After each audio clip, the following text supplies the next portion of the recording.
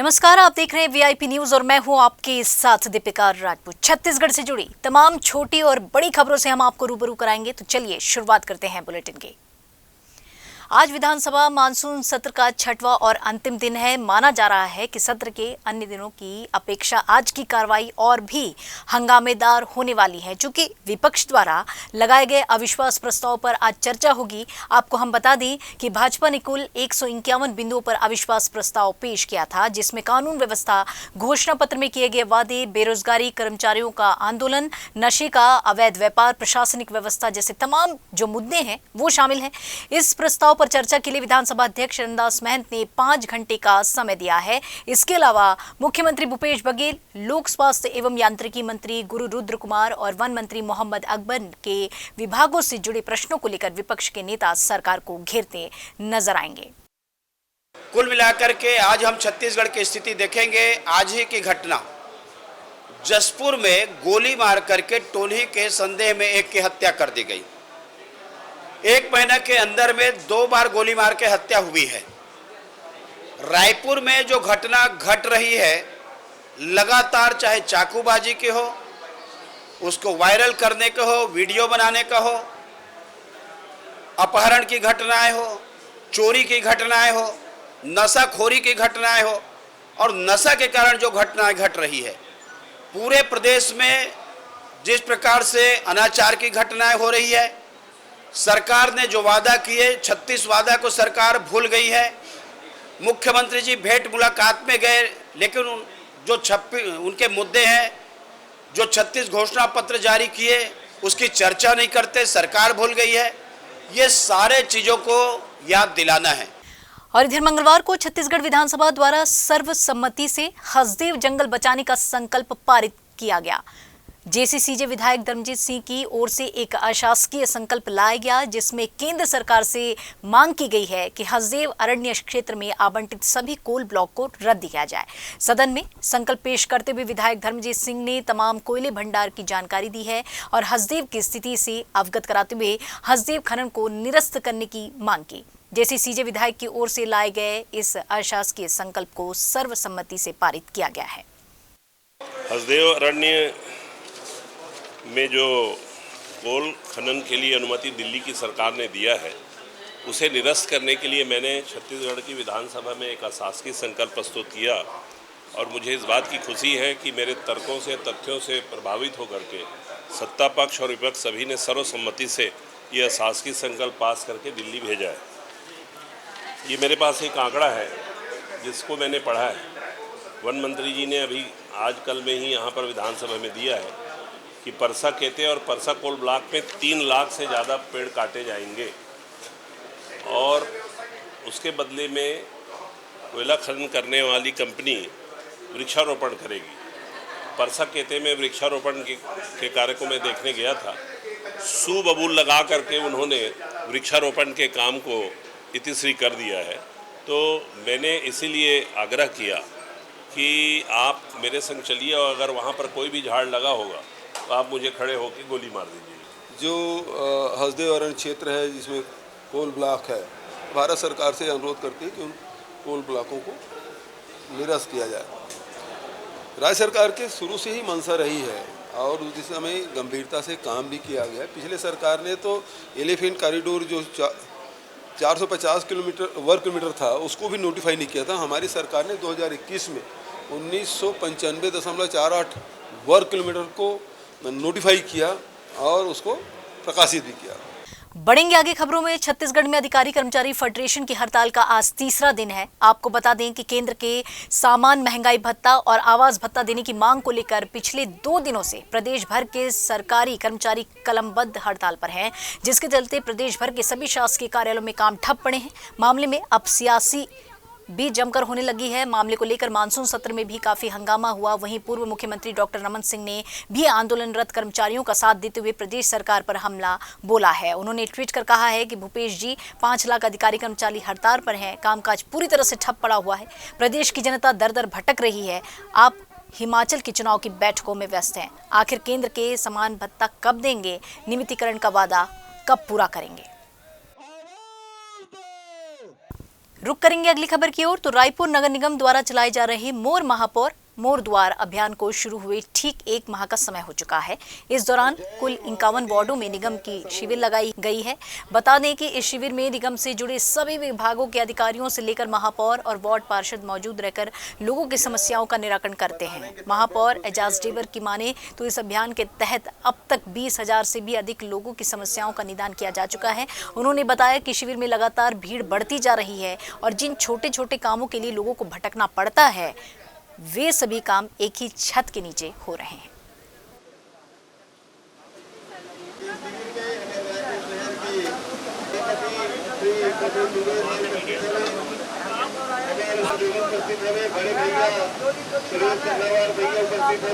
शिविर में लगातार भीड़ बढ़ते जा रही है। अच्छी बात यह है कि जो छोटे छोटे काम है जिसके लिए हमें लगातार भटकने पड़ते हैं, चाहे वो आय प्रमाण पत्र हो, चाहे वो मृत्यु प्रमाण पत्र हो, चाहे वो जन्म प्रमाण पत्र हो, चाहे वो राशन कार्ड हो, चाहे वो आधार कार्ड हो, चाहे वो आयुष्मान कार्ड हो। और सबसे अच्छी बात है कि जैसे मुक्त बधिर है, कोई सुन नहीं सकता, उनको स्वर्ण यंत्र भी दिया जा रहा है। ऐसे लोग जो चल नहीं सकते उन लोगों को ट्राईसाइकिल भी दी जा रही है, उनको ई रिक्शा भी दिया जा रहा है। ऐसे लोग हैं जो धंधा नहीं कर सकते, जो लोग अभी कोविड काल में जिनका पूरे तरीके से जिनका धंधा चौपट हो गया है, ऐसे लोगों को 10,000 रुपये का वहाँ स्वनिधि योजना के तहत ऋण भी दिया जा रहा है। 1 लाख 2 लाख ऐसा अगर बोलोगे तो हम लोग करीब 5 करोड़ रुपए हम ऋण भी बांट चुके हैं। तो अपने आप में ये बहुत बड़ी बोलना चाहिए, ये जो शिविर है बहुत लोगों को लाभ मिल रहा है। और 26 जुलाई को कारगिल में हुई भारतीय सेना के विजय की याद में राजधानी स्थित शहीद स्मारक भवन में पूर्व सैनिकों द्वारा कारगिल विजय दिवस मनाया गया। कार्यक्रम में अतिथि के रूप में कारगिल विजय योद्धा नायक दीपचंद मौजूद रहे। आर्मी फाउंडेशन की ओर से आयोजित इस कार्यक्रम में 29 NGO को भी सम्मानित किया गया जो सामाजिक सेवा में अपना योगदान देते हैं। साथ ही सैनिक परिवारों को भी सम्मानित किया गया।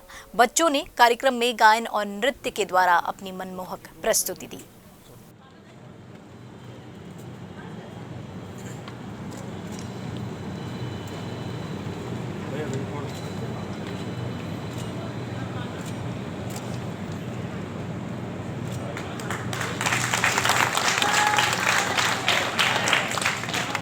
कारगिल हमारे लिए कारगिल की विजय एक बहुत बड़ा टर्निंग पॉइंट था हम सब भारतीयों के लिए, और एक ऐसी विषम परिस्थिति में हमारा सेना ने उसको जीता था। कारगिल विजय दिवस के अवसर पर सम्मान समारोह का आयोजन करते हैं। इस साल हम 21 नहीं है, टोटल अभी 29 हो गए हैं। तो 29 NGO का सम्मान करने जा रहे हैं। साथ ही साथ हमारे जो सैन्य छत्तीसगढ़ के सैन्य परिवार जो वीर नारी हैं उनके परिवार का सम्मान करने जा रहे हैं, जैसे कि लेफ्टिनेंट राजू पांडे जो कि हमारे छत्तीसगढ़ के प्रथम वीर चक्र विजेता थे, जिन्होंने सियाचिन ग्लेशियर में जो बाना पोस्ट के नाम से आप लोग जानते हैं, आज वो बाना पोस्ट हमारे भारत के कब्जे में है, एक समय वो पाकिस्तान के कब्जे में था, उसको फतेह हासिल करने में उनका बहुत बड़ा योगदान है। दूसरे हमारे आज जो कारगिल विजय दिवस हम मना रहे हैं, हमारे छत्तीसगढ़ के इकलौते शहीद सैनिक शहीद कौशल यादव वीर चक्र, वो भी 2 ही हमारे छत्तीसगढ़ के ऐसे सैनिक हैं जिनको कि वीर चक्र से सम्मानित किया गया है। फिलहाल यहाँ रुकेंगे एक छोटे से ब्रेक के लिए। ब्रेक के बाद जल्द लौटते हैं। छत्तीसगढ़ के मुख्यमंत्री भूपेश बघेल ने ग्रामीण अर्थव्यवस्था को मजबूत करने, गांव के पशुपालकों की आमदनी बढ़ाने शुरू की गोधन न्याय योजना। पहला राज्य छत्तीसगढ़ जिसने 2 रुपए किलो गोबर खरीदा। अब तक 75,06,000 क्विंटल गोबर खरीद पर समूह पशुपालकों को 293 करोड़ 94 लाख का हुआ भुगतान। 8,408 गौठानों में बने वर्मी कंपोस्ट से जैविक खेती में हुआ इजाफा। देश ने माना छत्तीसगढ़ के विजन का लोहा। अन्य राज्यों ने शुरू की गोबर खरीद योजना। अब CM भूपेश बघेल शुरू करने जा रहे हैं 28 जुलाई को हरेली के शुभ पर्व से 4 रुपए प्रति लीटर गौमूत्र की खरीदी। गौमूत्र से बनेगा गौ अर्क, लिक्विड खाद, कीटनाशक और अन्य जैविक उत्पाद। देश देख रहा है छत्तीसगढ़ का डेवलपमेंट मॉडल, जिसके केंद्र में है गांव, किसान और पशुपालक। सेवा जतन सरोकार, छत्तीसगढ़ सरकार।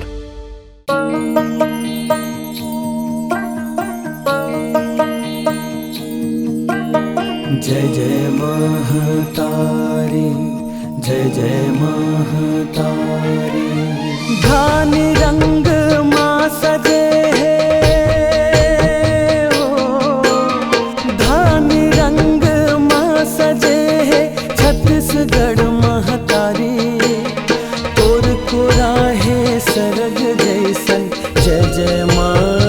तारे। हसिया बाली हाथ मसोहे, हसिया बाली हाथ मसोहे, किस्म किस्म फुलवारी, तोर को राहे सरग जैसन छत्तीसगढ़ महतारे। छत्तीसगढ़ दाई हे महतारी,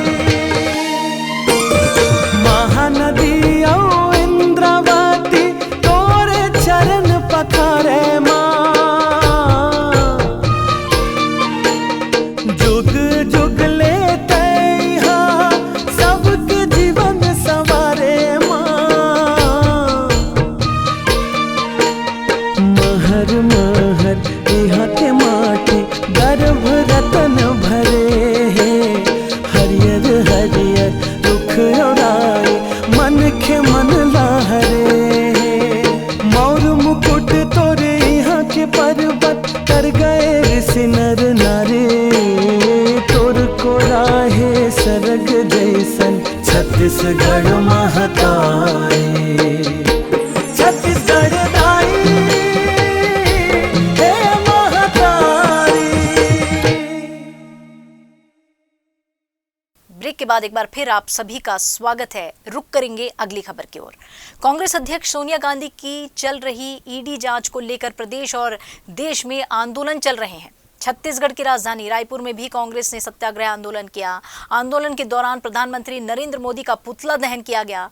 इस दौरान छत्तीसगढ़ कांग्रेस कमेटी के अध्यक्ष मोहन मरकाम भी मौजूद रहे और ईडी की जांच को बेबुनियाद बताया। कुछ ऐसा ही नजारा प्रदेश के रायगढ़ शहर में भी देखने को मिला। रायगढ़ में भी महिला कांग्रेस की अध्यक्ष रानी चौहान के नेतृत्व में महिला कांग्रेस ने स्टेशन चौक में प्रधानमंत्री का पुतला दहन किया। महिला कांग्रेस के साथ जिला कांग्रेस कमेटी के अध्यक्ष अनिल शुक्ला, कांग्रेस के सभी प्रकोष्ठ के कार्यकर्ता और पदाधिकारी उपस्थित रहे।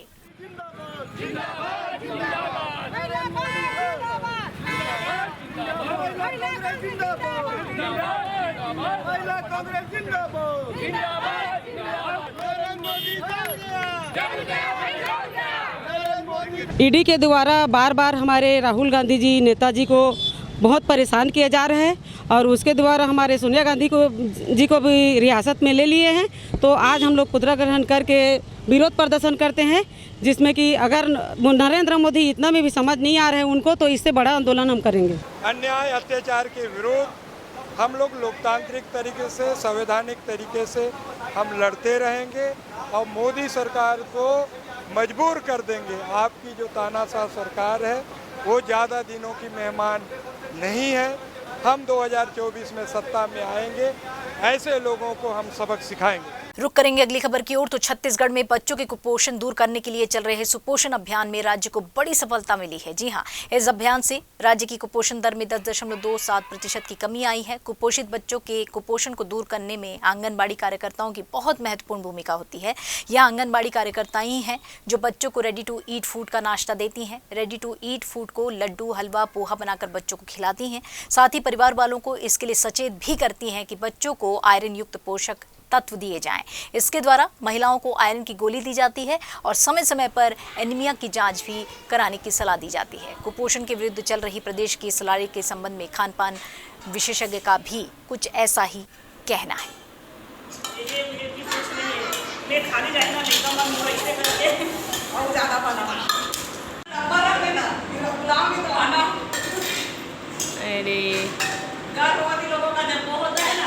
सब्जी बनाती, चावल, दाल, सब्जी। ठीक है, टोकरी में सो रहे थे।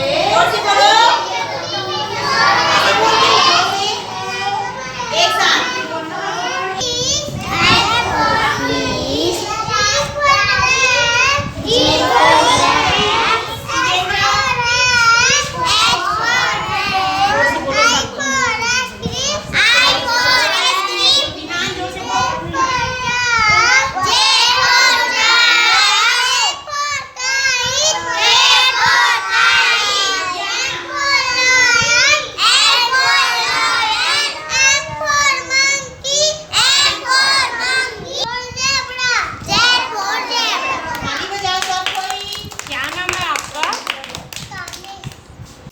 और इधर धमतरी जिले में आदिवासी समाज के बैनर तले बेलरदोना, कपालफोड़ी, नारदा, शुक्ला भाटा, मांडेली सहित कई गांव के आदिवासी परिवार के लोगों ने कलेक्टर के राजस्व प्रकरणों के मामलों को लेकर शिकायत की है। उन्होंने आरोप लगाया है कि गैर आदिवासियों द्वारा उनकी जमीन को चालाकी से हड़प दिया गया। वे इस मामले को लेकर कई बार प्रशासन से उन्होंने शिकायत भी की है, लेकिन फिर भी शिकायतों का निराकरण अब तक नहीं हो पाया है। आदिवासी समाज ने प्रशासन को समस्या का निराकरण नहीं होने पर आंदोलन की चेतावनी भी दी है। बहरहाल जिला प्रशासन ने मामले की जांच के बाद कार्रवाई करने के निर्देश दिए हैं। आदिवासी एकता जिंदाबाद जिंदाबाद, लड़ेंगे जीतेंगे, लड़ेंगे जीतेंगे, जय जय बुढ़ादेव। मगरलोड में जमीन का बहुत पुराना विवाद चल रहा है। एक डायमंड पिता रामराज कोई साहू है, वो क्या करता है, वहाँ पे दो डिसमिल जमीन अपने नाम से पट्टा बनवाता है और वहाँ पे जितना आजू बाजू ट्राइबल का ज़मीन उसको कब्जा करता है। इसी टाइप का वहाँ पे बहुत दिन से प्रॉब्लम चले आ रहा है। जो रेंगाटी है, तेंदू भाटा है, चार भाटा है, बेलरदोना है, ऐसा वहाँ पे 4-5 गाँव को वो डायमंड साहू मडेली का और बेलरदोना का रहने वाला है, पूरा ज़मीन को कब्जा करता है। इसी संबंध में हमारे पूरा मगरलोड समाज के लोग अपना पूरा पेपर लेके डॉक्यूमेंट्री सहित आज कलेक्टर साहब से मिलने आए हैं। कुछ लोगों ने अतिक्रमण करके रखा है। कोई एक डायमंड नाम का व्यक्ति है, उसकी शिकायत कर रहे थे कि वो आदिवासी की ज़मीनों को अतिक्रमण कर रहे हैं और पास में किसी दूसरे का ज़मीन लेता है और सारे ज़मीन अतिक्रमण करके उसमें कब्जा कर लेता है। इस तरह की शिकायतें लेकर आए हुए थे करीब 10-12 गांव के अनुसूचित जनजाति वर्ग के लोग। तो उस पर मैंने कहा है कि एक कैंप लगा के उस पर कार्रवाई करेंगे। कांकेर जिले के पखंजूर में भारत नेट कंपनी के ठेकेदार की लापरवाही के चलते आम लोगों का सड़क पर चलना दूभर हो चुका है। दरअसल तहसील से सिविल अस्पताल जाने वाली मुख्य मार्ग में भारत नेट के ठेकेदार द्वारा जगह जगह गड्ढे कर दिए गए हैं, जिसकी वजह से आम लोगों का चलना मुश्किल हो गया है और इसका खामियाजा ग्रामीणों को भी भुगतना पड़ रहा है। आपको हम ये भी बता दें कि डिजिटल इंडिया के तहत 2.5 लाख पंचायतों में भारत नेट का काम किया जाना है, ताकि प्रत्येक ग्राम पंचायतों में हाई स्पीड ब्रांडेड इंटरनेट की सुविधा मिल सके। इस योजना के तहत पखंजूर तहसील मार्ग में भी ठेकेदार द्वारा 1 महीने से गड्ढा खोद कर रखा गया है और अब तक काम पूरा नहीं किया गया है, जिसकी वजह से आए दिन गड्ढे में मवेशी गिर जाते हैं। शायद विभाग किसी बड़े हादसे का इंतजार कर रहा है। अब देखना यह होगा कि जिम्मेदार विभाग इस मामले को कब तक संज्ञान में लेते हैं। भारत नेट का जाल पूरे भारतवर्ष में बिछाया जा रहा है, क्योंकि पंचायत का जो स्तर है वो नेट के माध्यम से जोड़ा जाए। इस वक्त मैं मौजूद हूँ पखांजूर तहसील अंतर्गत सिविल लाइन अस्पताल की ओर मुख्य और जो रोड है वहीं पे जाने वाले जो आशीर्वाद लॉज है, यहाँ पे मैं मौजूद हूँ। आपको मैं कैमरामैन के माध्यम से दिखाना चाहूँगा कि 1 महीना पूर्व में भारत नेट के माध्यम से जो गड्ढा किया गया था, 10 फीट का गड्ढा, उसमें आए दिन हादसा होते रहते हैं और कई मवेशियों के इसमें हादसा हो चुका है। मेरे साथ यहाँ स्थानीय दुकानदार मौजूद है, उनसे हम जानने के प्रयास करेंगे कि क्या मामला है, कि किस प्रकार से हादसा हुआ है यहाँ पे। क्या नाम है जी आपका? जी मेरा नाम विप्लव शाह है। किस प्रकार से हादसा हुआ है यहाँ पे? जी यहाँ पे हाल ही कुछ 10-15 दिन पहले एक गाय यहाँ से रात को अपने घर लौटते हुए जा रही थी। बेचारे गाय को तो रास्ते के बारे में पता नहीं था कि गड्ढा है, लापरवाही से गड्ढा खोदा गया है। ये गाय अपने मैंने घाट चढ़ते हुए इधर से जा रही थी, बेचारी गाय वहाँ पानी में गड्ढे में गिर गई। तो हम जैसे गड्ढे में देखे वैसे मैं वहाँ से भाग के आया और आजू बाजू के कुछ दुकानदारों को बुला के सब लोग मिलकर उस गाय को उठाने का प्रयास किए। बेचारे आधा घंटे तक वैसे गड्ढे में मैंने धसती गई। फिर मुश्किल से हाल ही में एक भैया रस्सी लेके जा रहे थे बाजार करते हुए, उस वक्त अपन रस्सी से खींच के गाय को निकाले और गाय तो 3 दिन पूर्व में गड्ढा खोदा गया था। ये 1 महीना से ज्यादा हो गया।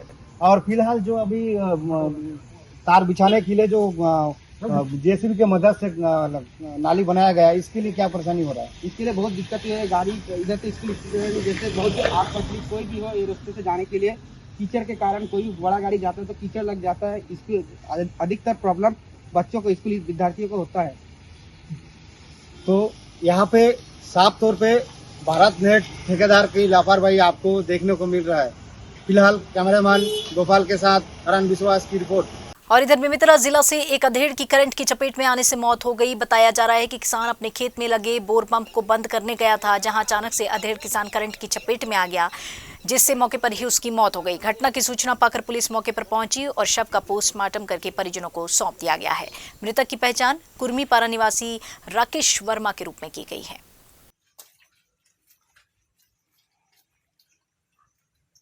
फिलहाल यहाँ रुकेंगे एक और छोटे से ब्रेक के लिए। ब्रेक के बाद जल्द लौटते हैं।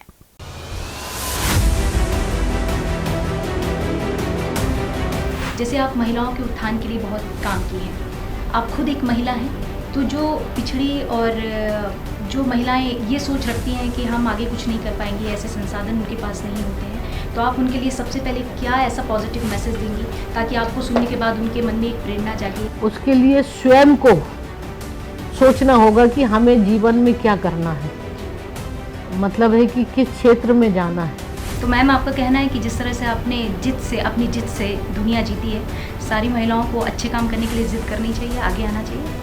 बिल्कुल। देखिए, जब तक आपके अंदर सेल्फ कॉन्फिडेंस नहीं होगा, एक आत्मविश्वास नहीं होगा और आपका दृढ़ निश्चय नहीं होगा कि हाँ मुझे इस फील्ड में जाना है, मुझे ये करना है। आपको कौन सी ऐसी चीज़ों का मलाल रह गया होगा कि मुझे इस पद पर रहकर प्रोटोकॉल के तहत मैं रह जाती हूँ या मैं नहीं कर पाई हूँ कि प्रोटोकॉल मुझे रोकते हैं ये काम करने में, आप चाहती हैं वो काम करना? ये जो प्रोटोकॉल ना मेरे लिए ना बहुत बंधक मानती हूँ मैं। काश मेरी आदत जो रही है बहुत स्वतंत्र रहने की। कई बार मैं लोगों को बोलती ही नहीं है अब ये सारी इतनी गाड़ियाँ नहीं जाएगी, पीछे मैं खुद भी और कहीं भी अगर जाना होता है, मैं आपको बता रही हूँ, किसी को बताती नहीं, 2 गाड़ी लेके चली जाती थी। कई बार इच्छा होती है कि मैं खुद भी मार्केट चली जाऊँ और खुद का अपनी पसंद से साड़ी लेकर आ जाऊँ।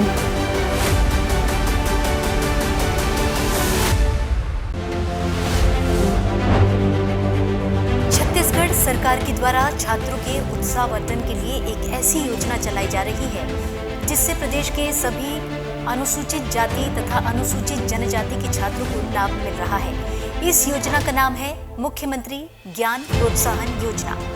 इस योजना के तहत छत्तीसगढ़ में पढ़ने वाले 10वीं और 12वीं कक्षा के सभी छात्रों को सरकार के द्वारा आर्थिक सहायता दी जाती है, फिर चाहे वह छत्तीसगढ़ बोर्ड ऑफ एजुकेशन के छात्र हों या CBSE या ICSE बोर्ड के। प्रोत्साहन शब्द में ही उत्साह छुपा है और किसी भी छात्र को अध्ययन के लिए उत्साह की आवश्यकता होती है और सरकार द्वारा प्रोत्साहित करके उसके परिणाम को निश्चित तौर पर बेहतर बनाने की कवायद की जा रही है। मुख्यमंत्री ज्ञान प्रोत्साहन योजना को छत्तीसगढ़ सरकार द्वारा 2022 में प्रारंभ किया गया। इस योजना से उन सभी बच्चों को लाभ मिल रहा है जो पढ़ाई करना चाहते हैं लेकिन आर्थिक रूप से कमजोर हैं। मुख्यमंत्री ज्ञान प्रोत्साहन योजना का मुख्य उद्देश्य छात्रों को शिक्षा प्राप्त करने के लिए प्रोत्साहित करना है, जिससे कि वह अपनी शिक्षा जारी रख सकें। मुख्यमंत्री ज्ञान प्रोत्साहन योजना इस उद्देश्य से भी चालू की गई है कि छात्र प्रोत्साहन राशि के रूप में 15,000 रुपए दिया जाए, जिससे ज्यादा छात्र शिक्षा को लेकर जागरूक हो और जागरूकता से प्रदेश में बेरोजगारी दर में भी गिरावट आए। साथ ही योजनाओं के माध्यम से छात्र छात्राएं आत्मनिर्भर बने। छत्तीसगढ़ मुख्यमंत्री ज्ञान प्रोत्साहन योजना के अंतर्गत प्रोत्साहन राशि छात्रों के बैंक अकाउंट में सरकार द्वारा डायरेक्ट बेनिफिट ट्रांसफर के माध्यम से पहुंचाई जाएगी। प्रतिवर्ष सरकार द्वारा 1000 छात्रों का चयन किया जाएगा। इन 1000 छात्रों में से 300 छात्र अनुसूचित जाति के लिए जाएंगे तथा 700 छात्र अनुसूचित जनजाति के लिए जाएंगे। मुख्यमंत्री ज्ञान प्रोत्साहन योजना की शुरुआत 2022 में की गई और इस योजना की शुरुआत ही छात्र छात्राओं के उज्जवल भविष्य की कामना के लिए शुरू की गई है। मुख्यमंत्री ज्ञान प्रोत्साहन योजना का लाभ कई बच्चों को मिल चुका है। इस योजना की उपयोगिता और अपनी भविष्य की उड़ान में सुनहरे पंख लगाने भविष्य के कर्णधार मुख्यमंत्री ज्ञान प्रोत्साहन योजना से जुड़कर उसका लाभ ले रहे हैं। ब्रेक के बाद एक बार फिर आप सभी का स्वागत है। रुक करेंगे अगली खबर की ओर। तो कल रायगढ़ के मरीन ड्राइव में बड़ा हादसा होने से बाल बाल बच गया। बीते मंगलवार को मरीन ड्राइव में पानी भरा होने की वजह से एक बोलेरो वाहन केलो नदी में जा घुसी, जिसके बाद आसपास के लोगों ने इस बात की सूचना पुलिस को दी। पुलिस मौके पर पहुंचकर आसपास के लोगों की सहायता से वाहन चालक को सकुशल बाहर निकाला। इसके बाद घटना की सूचना पर जिला आपदा प्रबंधन की टीम और नगर सैनिकों ने काफी मशक्कत के बाद वाहन को पानी से बाहर निकाला।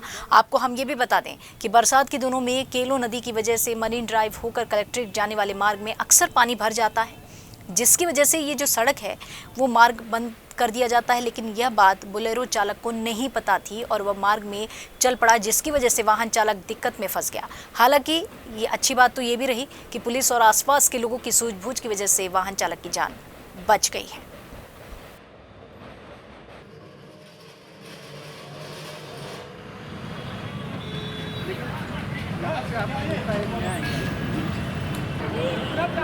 और इनकी हिम्मत की दाद देनी पड़ेगी कि इस स्थिति में आकर ये लोगों के जीवन बचाते हैं और कुछ लापरवाही फायर ब्रिगेड की गाड़ी वाहन चालक को भी थाने में बैठाकर कानूनी कार्रवाई की जा रही है। ड्राइवर तो जैसे तैसे निकल गया, लेकिन गाड़ी पानी में फंसी हुई थी, जिसको हमारे फायर के टीम और SDRF मतलब DDRF मतलब बाढ़ बचाव दल द्वारा गाड़ी को बांध के बाहर खींच के निकाला गया।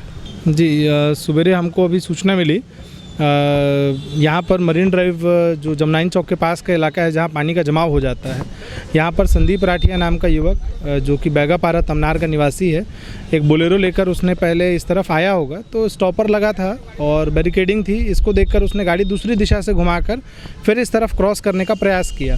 क्रॉस करने के दौरान, इस प्रयास के दौरान उसकी गाड़ी यहाँ पर पानी में फंस गई, जिसके बाद फिर तत्काल यहाँ पर जो स्टाफ था और जो आसपास लोग थे उनकी मदद से वो युवक पहले बाहर निकला।